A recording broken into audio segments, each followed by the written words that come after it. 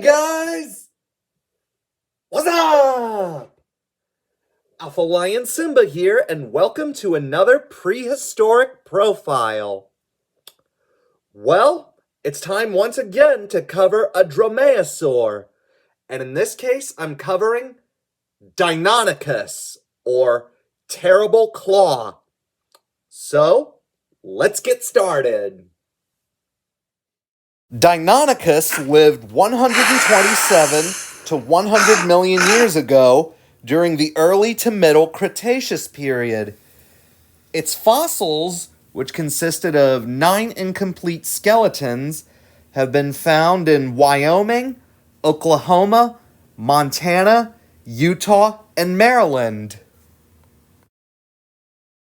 Deinonychus was first discovered in 1931 by Barnum Brown in southern Montana near the town of Billings. John Ostrom was the first to describe its remains in the 1960s. Ever since its discovery, Deinonychus has become one of the best-known dinosaurs.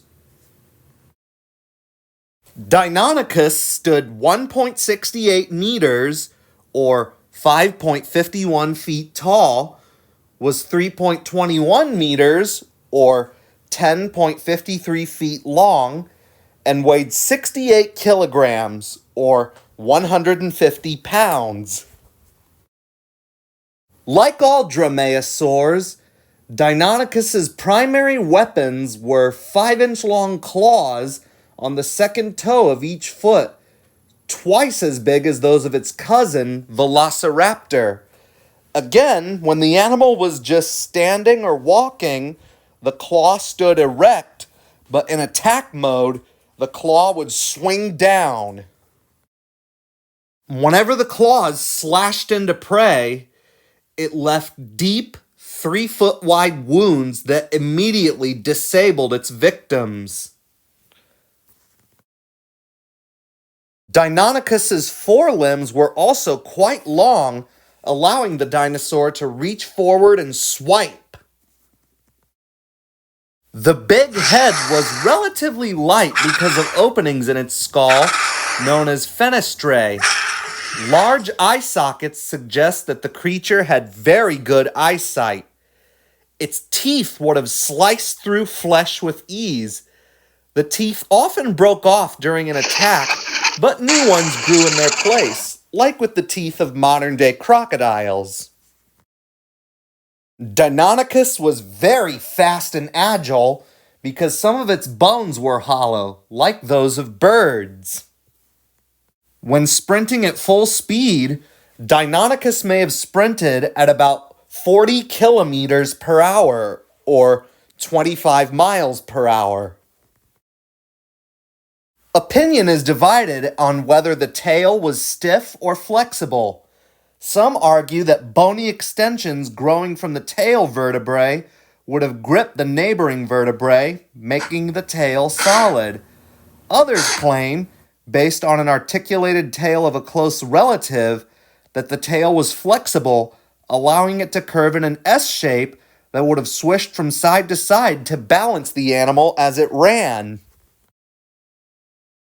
Deinonychus mostly hunted medium-sized dinosaurs and small mammals, but would also scavenge off of carrion if given the opportunity, although some scientists believe that it also hunted larger prey, such as Tenontosaurus. However, they weren't averse to cannibalism as well. As for its social structure, it's still debated as to whether or not Deinonychus actually hunted in packs.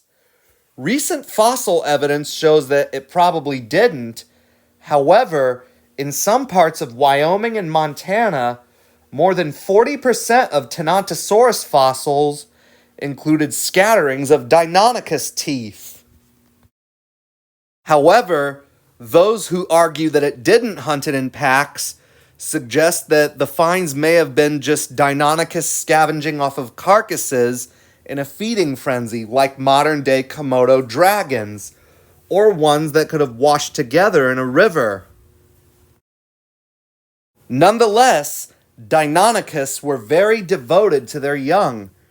Previously unnoticed fossilized eggshells found very close to a skeleton led to the suggestion that Deinonychus sat over its eggs, incubating them with their body heat, like modern-day birds. Deinonychus hatchlings began life about the size of small cats, and their parents took very good care of them. Well, that was it. My prehistoric profile on Deinonychus. Thanks for watching. Hope you liked it. If you liked the video, give it a thumbs up, leave requests in the comments below, and don't forget to subscribe if you haven't already. Alpha Lion Simba,